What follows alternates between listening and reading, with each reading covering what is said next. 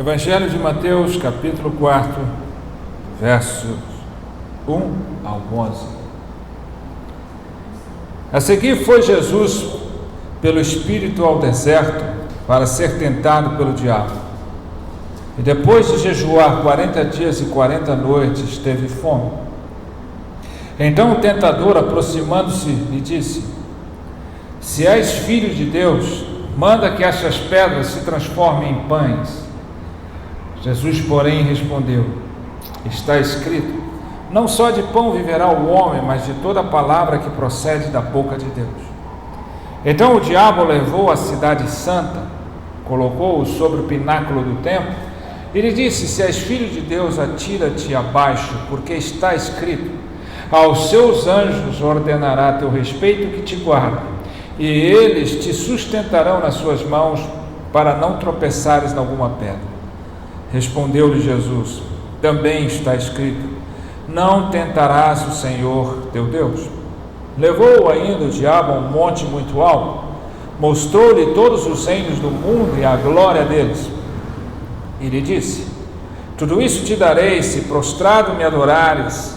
Então Jesus lhe ordenou: Retira-te, Satanás, porque está escrito: Ao Senhor teu Deus adorarás, e só a Ele darás culto. Com isso deixou o diabo, eis que vieram anjos e o serviram. Amém? Fecha os teus olhos, vamos orar. Ó Deus, obrigado pela leitura da Tua Palavra, obrigado pelo livre acesso a ela. Fala conosco, Senhor, ministra aos nossos corações pelo Teu Santo Espírito, que a eficácia da Tua Palavra possa entrar em nossos corações e possa dar frutos que glorifiquem o Teu nome, Senhor. Fala, Senhor, e que nós possamos ouvir. Em nome de Jesus. Amém. É fato incontestável de que o mundo sempre viveu e cada dia vive mais crises. Há vários tipos de crises que nos afetam direta ou indiretamente.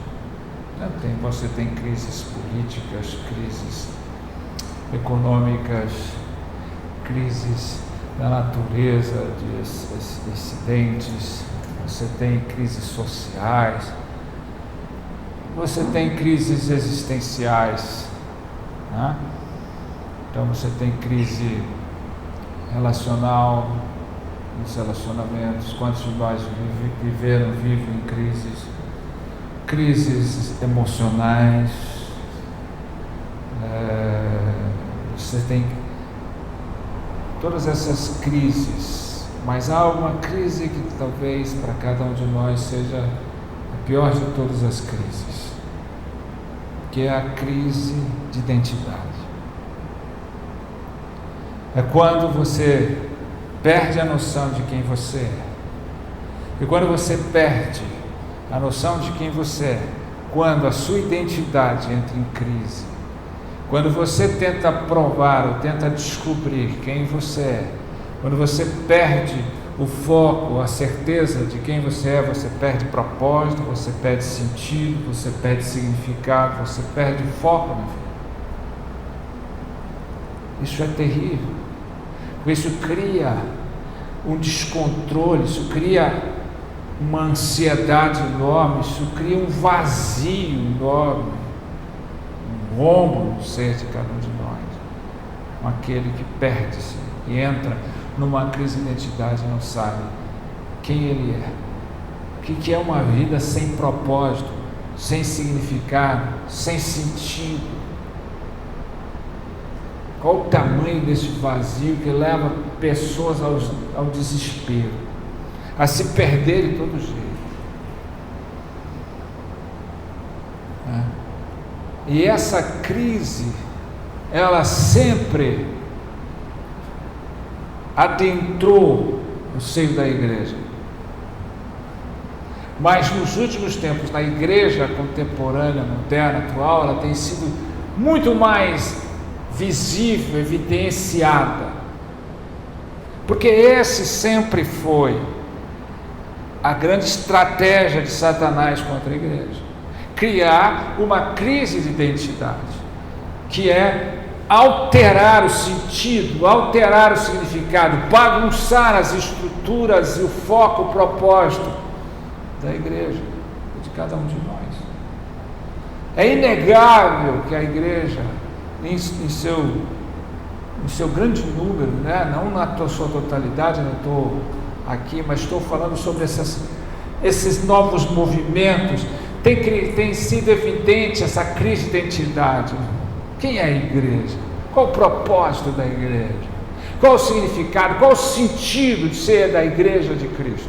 E é isso que mais Satanás ataca, porque ele inverte o sentido, ele perverte o sentido e cria uma crise. Esse texto exatamente mostra isso.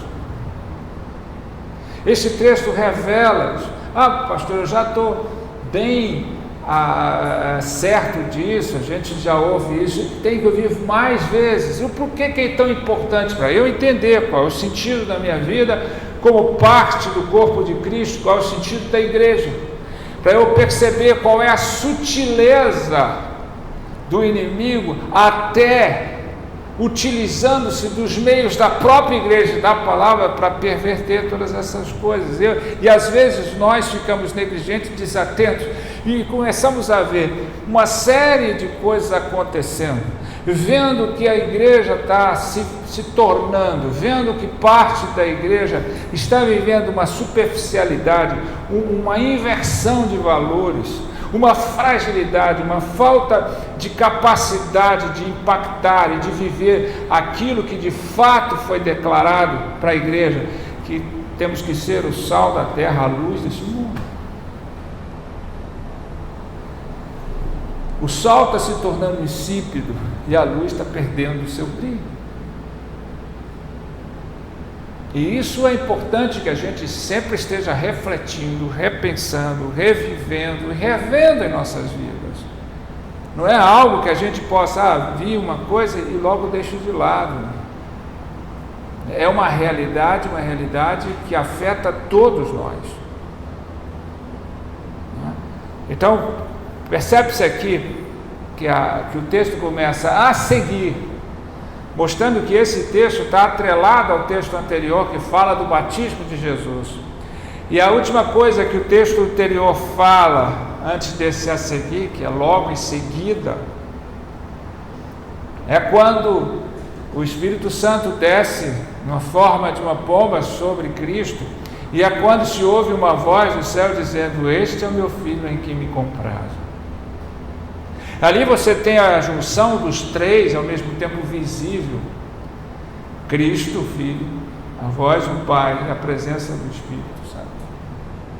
Ali você tem a Trindade visível, e logo a seguir desse fato marcante, essencial na vida, Jesus é levado pelo Espírito Santo para ser tentado pelo diabo no deserto. Deus não tenta e não pode ser tentado, mas Deus opera em nós, é levado para ser tentado pelo tentador, o diabo. Para quê? Para que a gente fraqueje, para que a gente vacile? Não, para que fortaleça e prove a nossa fé. Tiago fala: tendes por grande alegria o passares por várias provações, pois a prova da vossa fé produz perseverança. Veja que sem a fé provada e aprovada, não há a produção de uma perseverança real. E a perseverança deve terminar sua obra, que sejais maduros, completos, íntegros, perfeitos, sem falta de coisa alguma. Então, é motivo de alegria, sim, passar por provação. Não a prova é a alegria, mas o que ela produz. Então, temos que ser. Jesus foi levado para vencer a tentação do diabo, assim como nós muitas vezes precisamos. A fé precisa ser provada, para ver se eu tenho verdadeiramente uma fé robusta, sadia, verdadeira, ou se eu tenho uma fé fingida, frágil, impotente, que não passa de uma crença invertida. Então era preciso fazê-lo para que eu realmente entenda qual é o meu papel. O justo viverá pela fé, assim diz a palavra de Deus. Então Jesus vai lá e 40 dias e 40 noites fica lá em jejum. Aí quando ele enfraquece, quando ele tem fome, o diabo tentou todos os dias, mas aí ele vem com tudo. Veja que isso é um paralelo aos 40 anos que o povo de Deus ficou no deserto, para ser liberto do cativeiro de Satanás e alcançar a terra da promessa. Então tem o tempo da provação, e muitos ficaram ali, uma grande parte ficou ali. Somente aqueles como Caleb, Josué, teve outro espírito, sobreviveram às provações. E aí, a boa parte daqueles que entraram ali ficaram no deserto sem vivenciar a promessa de Deus, do povo de Deus. E agora Jesus, que era Deus e que foi potencializado agora divinamente no seu lado humano, para ir para o deserto, para ser tentado. E essas tentações do diabo são interessantes, porque elas refletem, elas manifestam de fato aquilo que a igreja hoje está vivenciando. Cada um de nós passa por isso, a igreja também passa por isso. Essa é a arma do diabo, tentar criar uma crise de identidade. Porque o texto, veja, a primeira coisa que ele fez: se tu és o Filho de Deus, transforma as pedras em pães. Veja que a pergunta essencial é: se tu és o Filho. Ele acaba de ouvir: este é o meu Filho, em quem me comprazo. Este é o meu Filho, em quem me comprazo. E agora o diabo põe essa afirmação em dúvida. Se é mesmo? Mostra. Será que você é? A primeira tentação vem na necessidade. Transforma a pedra em pão, você está com fome. Transforma as pedras em pães. Você tem poder. Você é o filho, não é o Filho de Deus? Transforma as pedras em pães. Esta é a sua prioridade. Jesus respondeu com a maior arma que o cristão tem, que é a palavra de Deus. Nem só de pão, mas de toda a palavra que sai da boca de Deus. Veja que Jesus respondeu pela própria Bíblia. Se você pegar, você não precisa abrir Deuteronômio, capítulo 8, versículo 3, diz assim: Ele te humilhou e te deixou ter fome, te sustentou com maná, que tu não conhecias, nem teus pais o conheciam, para te dar a entender que não só de pão viverá o homem, mas de tudo que procede da boca do Senhor viverá o homem. Veja que Jesus usou a Escritura, usou o que Moisés disse ao povo de Deus no deserto. Ele respondeu com a Escritura. O importante você saber, ele está dizendo, necessidade é importante, mas mais do que as necessidades que são supridas por Deus, é o que sai da boca de Deus. E veja o que de fato nós estamos vivendo hoje em comparação a esse texto com a igreja. Porque da mesma forma que Jesus foi levado para ser tentado, também a sua igreja vai ser tentada pelo diabo nessa identidade. E hoje a igreja valoriza mais a palavra que sai da boca de Deus ou o suprimento da sua necessidade? Essa é a inversão do diabo. Supre a sua necessidade. Deus está aí para solucionar os seus problemas. Se não soluciona os seus problemas, para que serve esse Deus? Veja que Jesus respondeu para ele: sim, as necessidades básicas a gente vai ter. O próprio Jesus fala na frente no Evangelho de Mateus, né, que nós devemos buscar primeiro o reino de Deus, a sua justiça e todas essas coisas, como comer, vestir, serão a nós acrescentados. Que é acréscimo. Deus se preocupa sim com as necessidades básicas, mas a prioridade de nossa vida é o alimento espiritual, porque o alimento físico, no outro dia você vai ter fome, mas o espiritual vai para a eternidade.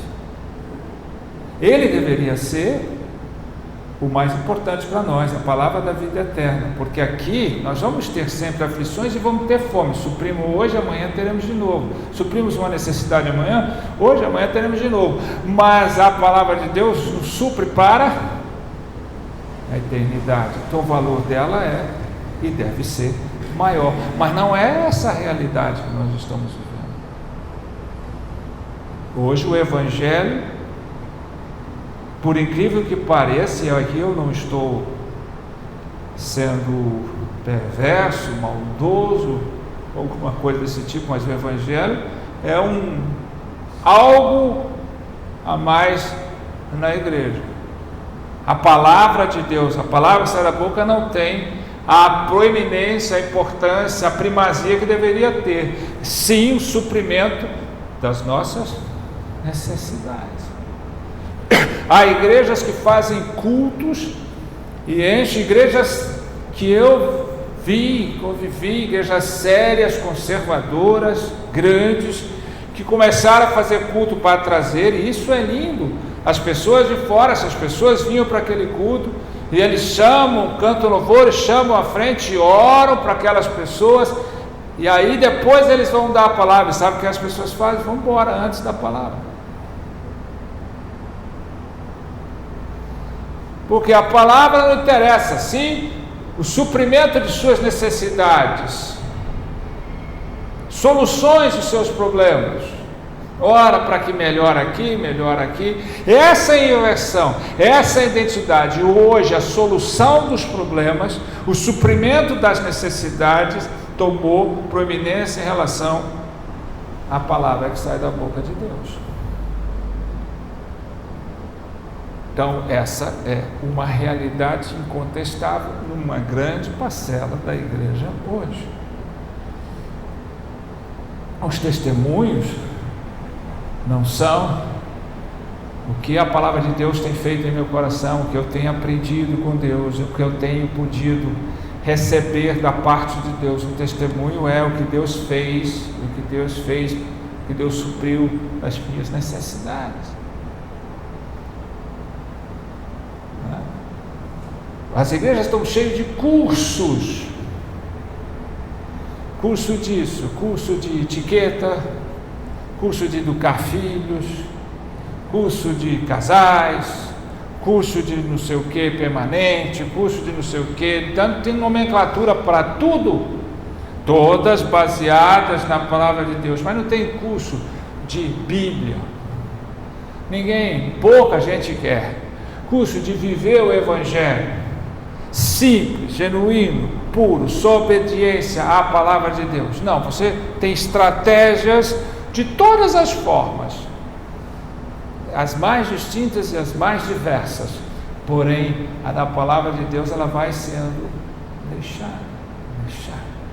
É palestras, é ministrações modernas, é um monte de coisa, um monte de jeito, mas a palavra, o Evangelho genuíno, a palavra que sai da boca de Deus, ela vai sendo deixada de lado, ela vai sendo substituída. Essa é uma crise, é a primeira das tentações, é fazer com que a nossa necessidade seja mais importante, o alimento, o suprimento das nossas necessidades, do que o alimento espiritual que nos fortalece para a eternidade. Porque ele diz, a prioridade é Deus.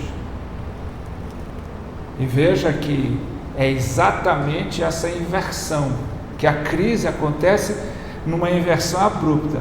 A igreja hoje é voltada para o homem e não para a glória de Deus. A igreja hoje é voltada para a necessidade, tanto que a igreja está procurando o conforto das pessoas. O que eu vou fazer na igreja para as pessoas estarem mais confortáveis? O que eu vou inventar para trazê-las para a igreja? O que eu vou fazer para que elas se sintam mais tranquilas, mais confortáveis? solucionando seus problemas. As pregações estão voltadas para as pessoas. O pastor hoje é muito mais um conselheiro psicólogo do que um pregador do Evangelho. Tanto é, pastores e pastoras, né, espalhados por aí, a onda é fazer psicologia. Não é se aprimorar na pregação do Evangelho, é se aprimorar no conhecimento do ser humano e como ele vai suprir as necessidades humanas. Não é o Evangelho, não é o conhecimento bíblico, evangélico, a palavra de Deus pregada insistentemente ao coração e à mente das pessoas, mas é como ele vai se aperfeiçoar, tornar-se um perito em melhorar, suprir necessidades humanas. Ou seja, a igreja hoje é voltada para o homem, não para Deus. E é isso que Satanás mais queria. É isso que Satanás mais queria, porque Deus nos chamou para adorá-lo. Ele chamou a sua igreja para adorar o Senhor.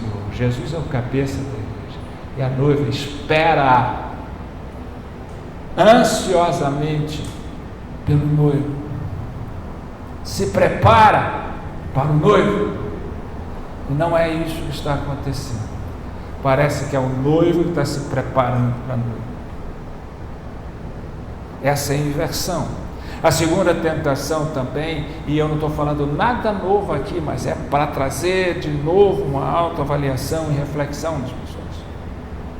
A segunda tentação, né, que ele se diz, quando Jesus responde, né, nem só de pão viverá, mas toda a palavra que sai da boca de Deus, ele não desiste, né? Então o diabo levou a cidade santa, colocou sobre o pináculo do templo e disse: se és filho de Deus, atira-te aqui abaixo, porque está escrito: aos seus anjos ordenará a teu respeito que te guardem.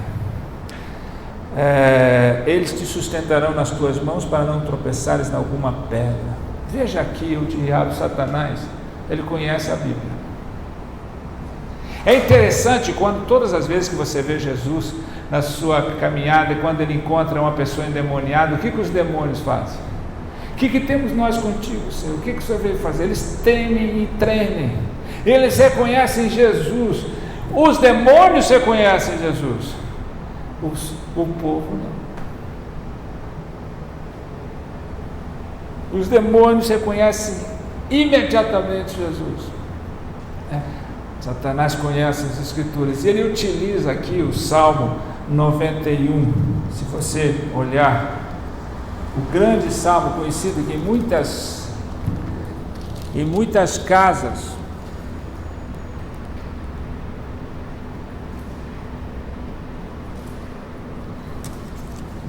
esse salmo fica como uma Bíblia de enfeite nas salas, aberto, né?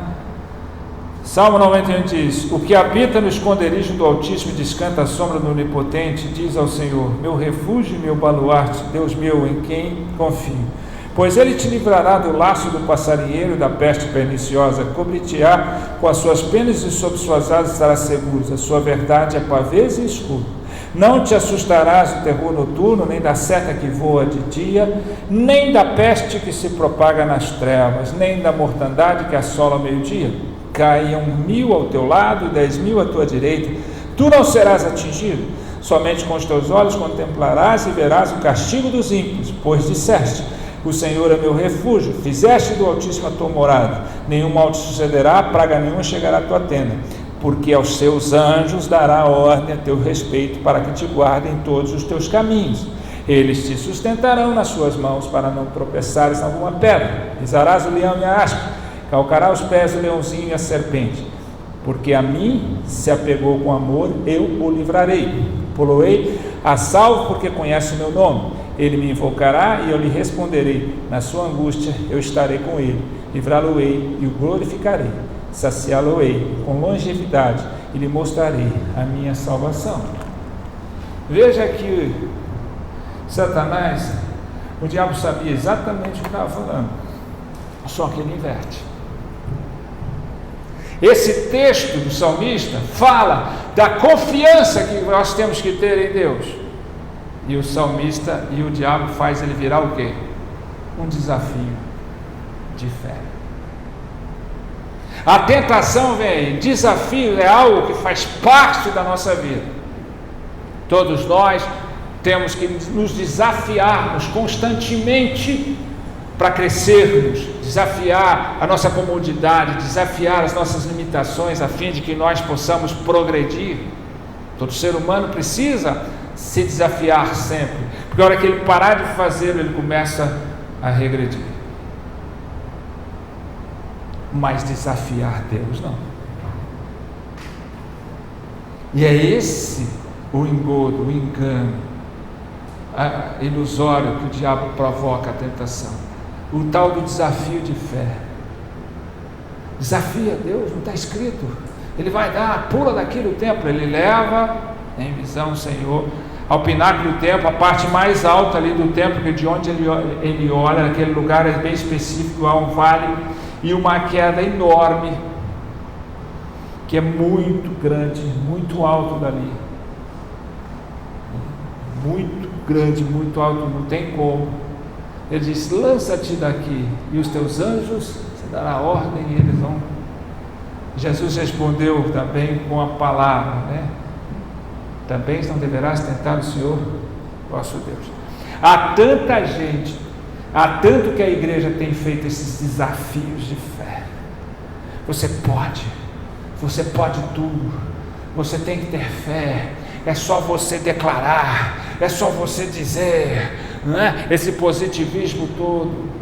Então deixa de ser uma confiança plena de que o Senhor é soberano, de que o Senhor é Senhor da minha vida, Ele sabe o melhor para mim, e Ele está no controle da minha vida, para ser um desafio. Eu vou desafiar Deus, vou dar saltos de fé, eu vou pular, você pode conquistar, realizar aqui, vai na sua fé, porque Deus te prometeu, porque é só você declarar, e declarar a palavra que vai acontecer. Parece que nós estamos ouvindo direto isso. Basta você ir na internet e ver algumas pregações de igrejas lotadas, e elas estão pregando isso, estimulando isso, aos desafios de fé. Você não desafia você desafia a sua fé, desafia Deus, aplicando a própria palavra. Porque, por incrível que pareça, as igrejas pegam os textos, está lá, está escrito, é claro, você pega um texto fora de contexto, transforma num pretexto para atingir o que você quer. Esse é o desafio, essa é a tentação. Então, Satanás tem conseguido criar essa crise de identidade, ou seja, você, ao invés de obedecer, de confiar em Deus, nas suas promessas, e essa confiança for cada dia mais evidenciada, você começa a desafiar a sua fé. Se eu tenho fé, eu posso. Se eu tenho fé, eu vou para cima.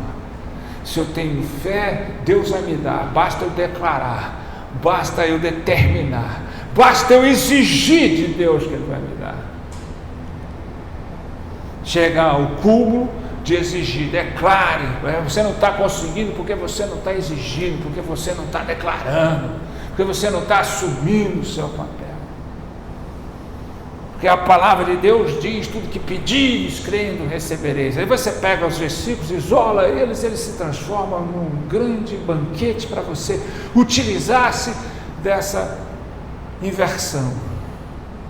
E é isso que Satanás cria, essa identidade. Daqui a pouco, não é mais Deus, né? Eu desafio até o próprio Deus. Eu não provo a minha fé, eu provo a minha confiança em Deus, eu provo a capacidade de Deus, eu faço prova de Deus o tempo todo. Então nós precisamos entender essa sutilidade. Essa tem sido a característica de um grande número das igrejas que estão assim, cheias, empapuçadas de gente. Legal, esse eu quero, essa igreja eu quero ir, porque essa igreja a gente vai para frente. Então, essa sutileza do Satanás sempre foi e sempre será. Ele vai provocar a sua crise de identidade. Quem você é? Qual o seu propósito? Qual o significado, o sentido de sua vida? Qual o foco? Qual é de fato a sua prioridade? Se não bastasse, ele faz uma terceira. E olha a importância de você saber a Bíblia, né? Porque os falsos mestres, os falsos profetas, utilizados muitas vezes por essa sutileza, enganado, iludido, ou muitas vezes pelo caráter mesmo dele, se transforma, consciente ou não, em instrumento do diabo, porque ele perverte, ele usa a palavra de Deus para fazer o que é contrário a Deus, para mudar, né, aquilo que é a veracidade. E você só pode responder isso se você entender a palavra de Deus. Jesus sabia do que ele estava falando, e ele estava falando do que estava escrito. Jesus também disse: também está escrito, não deverás tentar o Senhor vosso Deus. Ninguém pode tentar a Deus. Aí ele vem e diz assim, né? Levou o diabo a um monte muito alto, mostrou-lhe todos os reinos do mundo e a glória deles, e lhe disse: tudo isso te darei se prostrado me adorares. Então Jesus respondeu: retira-te, Satanás, que está escrito: ao Senhor teu Deus adorarás, só a Ele darás culto. Mais uma vez ele quis criar. Mais uma vez Jesus respondeu com a própria palavra, porque é ela que te mantém a sua identidade, né? Veja que agora é Satanás ativo naquilo que é o homem, na oportunidade. Os seios do mundo, o dinheiro, a ganância, você vai sair. Isso cheira algo diferente do que tem acontecido, essa teologia da prosperidade. O que é isso? Você é filho do dono do ouro, da prata, você tem que ser rico. Se você é pobre, você está em maldição. Se você tem dificuldade financeira, porque você não tem fé. Basta você crer, você vai ter o ouro e a prata. Você tem que ser rico, os filhos de Deus têm que ser ricos, têm que ser prósperos financeiramente. E aí vem todo esse engano, todo esse engano, toda essa ilusão teológica, essa falácia evangélica, do evangelicalismo atual, né? Não, campanha de prosperidade, campanha de empresário, campanha de não sei o quê. Você vai ganhar mais, você vai ficar mais rico, você vai ganhar o mundo. E quando fala de dinheiro, de ganhar, de conquistar, de realizar, Deus vai te dar uma oportunidade, Deus vai abrir uma porta que vai descancarar, as pessoas choram, se derramam. Mas quando fala assim, Deus não vai te dar, mas Ele vai te dar Ele, vai te dar o Espírito, vai te dar a sua presença. Aleluia, glória a Deus. Mas quando fala nisso, há um derramar, aleluia, glória a Deus. Então hoje, né, a igreja não está procurando vender tudo para conquistar o reino como o maior tesouro. Ela está deixando o reino de lado para conquistar os tesouros do mundo. E essa é a sutileza de Satanás. Adoro que eu te dou tudo, a oportunidade que você tem. Não perca a oportunidade de ganhar dinheiro. Usa isso para isso, usa isso para aquilo.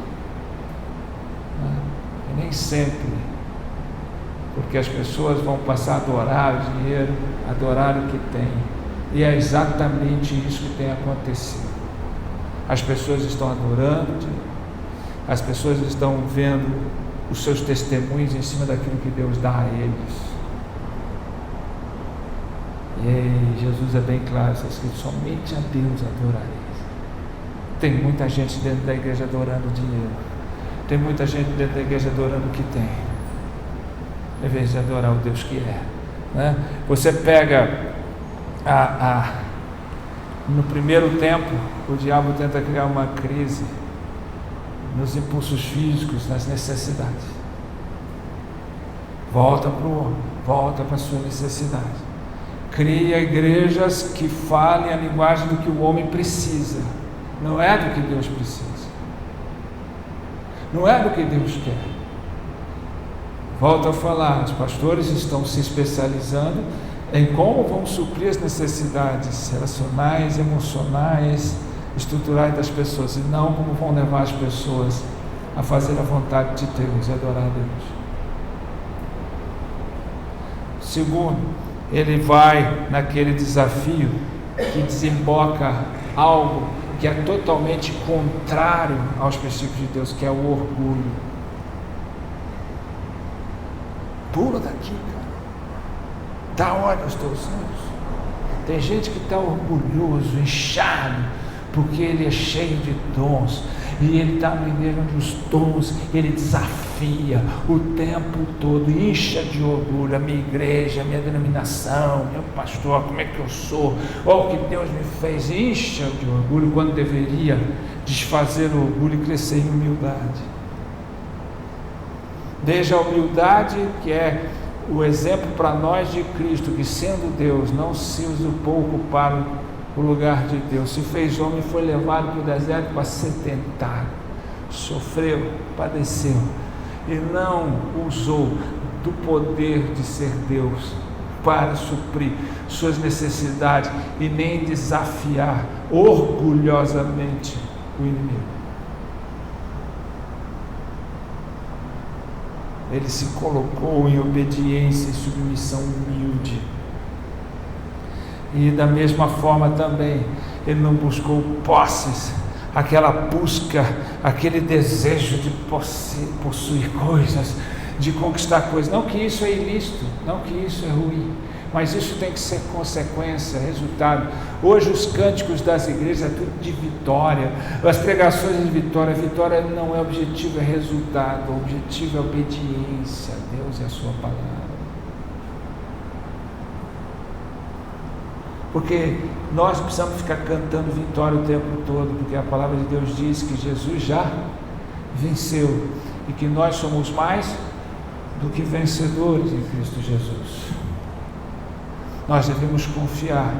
Nós estamos vendo as igrejas deturpando, mostrando, falando de maneira erudita, filosófica, mensagens, e você olha, mas está na Bíblia o que ele falou. Tá, o diabo também sabe a Bíblia. Você perverte a direção disso, como você perverte o Salmo 91, deixou de ser um salmo que declara a confiança que você tem em Deus, para ser um salmo que determina um desafio. Basta você mudar a direção, e é isso que é a sutileza de Satanás. Então hoje, de fato, a igreja vive uma crise de identidade, porque todo aquele que crê, confessa Jesus Cristo, terá o poder, ou seja, poder é no sentido de autoridade, de ser chamado filho de Deus. Todo aquele que crê. Então, toda hora eu vou sendo seduzido. Você é filho meu, faça isso. Mas você não é filho? O pai vai te dar o que você quer. O pai não vai deixar que falta nada. O pai não vai deixar que você passe por isso. Aí você está passando por um problema de enfermidade, um problema financeiro, um problema relacional, um problema com o filho, um problema qualquer que seja, e vem aquela vozinha: você não é filho do pai? Deus não é seu pai? Então ele tem que te dar, ele tem que mudar, determina isso, exige isso, desafia isso. Está te faltando fé, como se fé fosse um recurso que eu tenho para desafiar a vida, desafiar Deus e conquistar o que eu quero. Fé não é isso. Fé é a saúde que eu tenho no meu ser, porque eu decidi que Deus é o meu valor maior. Fé é a certeza das coisas que se esperam, é a prova das que não se veem. Ainda que eu não tenha nada aqui, ainda que a figueira não floresça, ainda que não haja fruto na vide, ainda que o fruto da oliveira minta, ainda que não haja gado no curral, e as ovelhas sejam exterminadas, mesmo assim eu me alegrarei no Senhor, exultarei no Deus da minha salvação. Isso é fé. Abacuque foi o mesmo que disse: o justo viverá pela fé. Essa é a fé provada e aprovada. O resto é fé fingida. Cuidado com a sutileza, com essa crise. Então a igreja precisa recobrar a sua identidade. Nós somos, sim, a igreja de Cristo. Nós somos chamados para adorar o Senhor. Nós somos chamados para obedecer ao Senhor. Nós somos chamados para viver o Senhor. Nós somos chamados por uma esperança maior, uma esperança melhor. E essa esperança tem que ser mais iluminada para iluminar esse mundo de trevas. É bom receber os benefícios. Quando eu vivo a eternidade, Deus acrescenta o suprimento, a presença dEle. Mas a maior parte já me está garantida. E eu preciso adorar esse Deus. Quando Jesus estava lá no poço, em Samaria, conversando com aquela samaritana, quando os seus discípulos chegaram que foram buscar algo de comer, ele respondeu: a minha comida é fazer a vontade do meu Pai. Ele não estava dizendo que ele não sentia fome, ele não estava dizendo que ele não podia comer, ele não estava dizendo que ele ia ficar sem comer, ele estava dizendo para eles: vocês têm que saber que vocês vão ser supridos, que vocês precisam alimentar, mas que a comida maior, a comida melhor, é fazer a vontade de Deus, porque essa vai te levar para o alimento eterno, né? Assim como a samaritana pediu: como tu, sendo judeu, pede a mim água, eu que sou samaritana. Jesus respondeu: se tu conheceras o dom de Deus e quem lhe pede água, tu lhe pedirias, e eu te daria água viva, e você não precisaria mais água. Me dá essa água para que eu não precise voltar. Ela não entendeu. Então, de fato, gente, nós estamos vivendo uma igreja inoperante, sem impacto, uma igreja que se transforma cada dia numa religiãozinha qualquer, uma igreja social, onde os clubinhos sociais inventam cada dia alguma coisa para eles fazerem, uma igreja que só se preocupa em pôr na internet: o departamento disso, ou seja, é uma fé departamentalizada.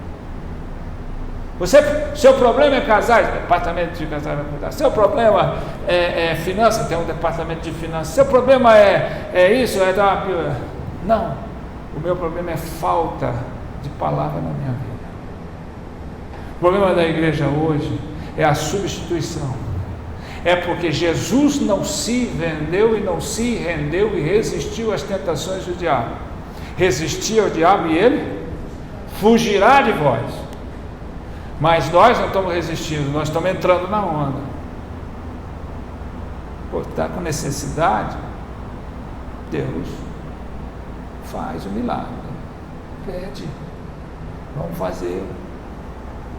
Não, eu tenho necessidade sim, mas eu tenho uma necessidade muito maior, que é Deus em minha vida.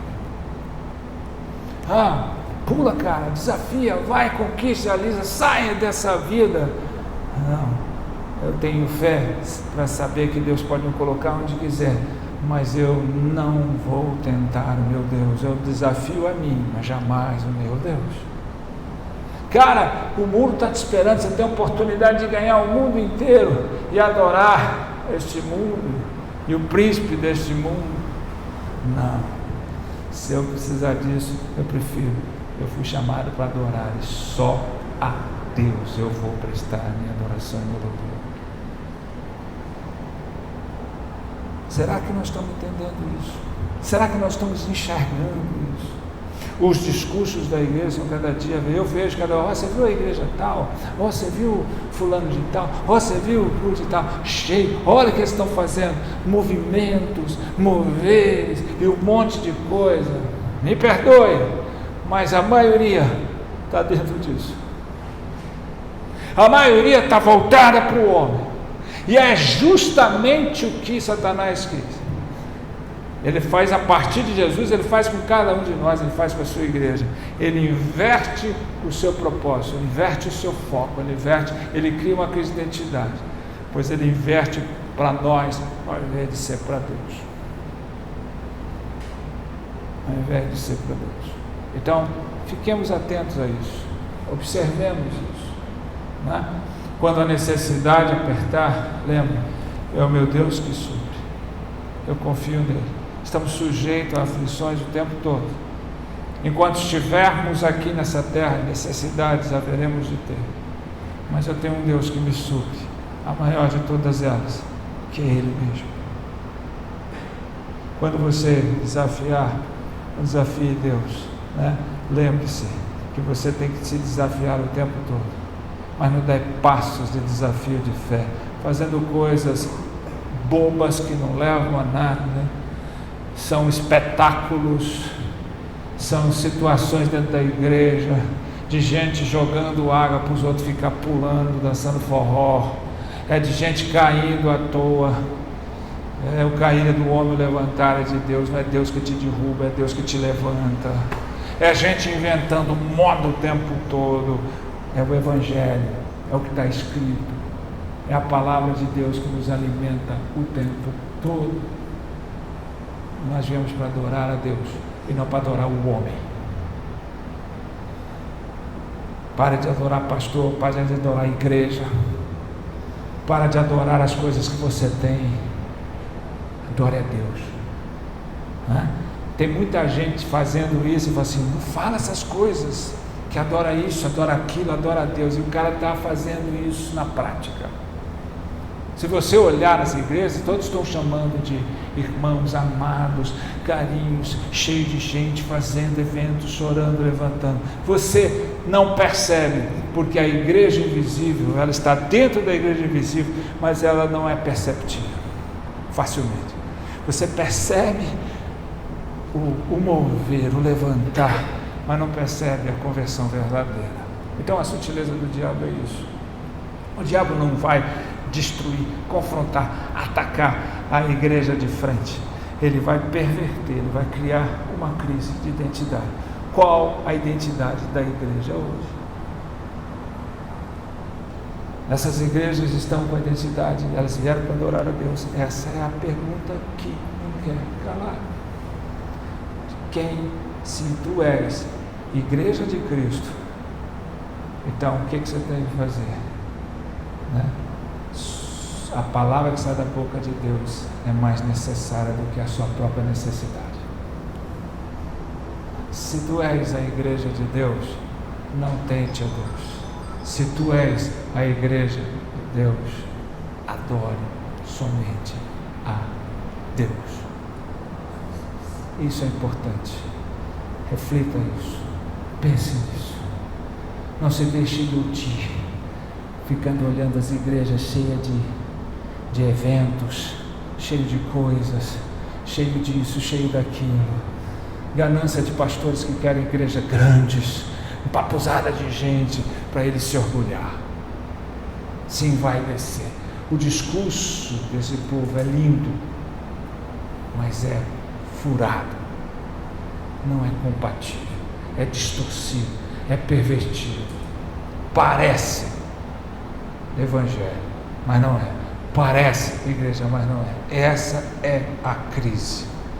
Não tem crise econômica, não tem crise disso, daquilo, tem crise de identidade. Estamos perdendo a identidade de quem somos, para quem somos e qual o nosso propósito.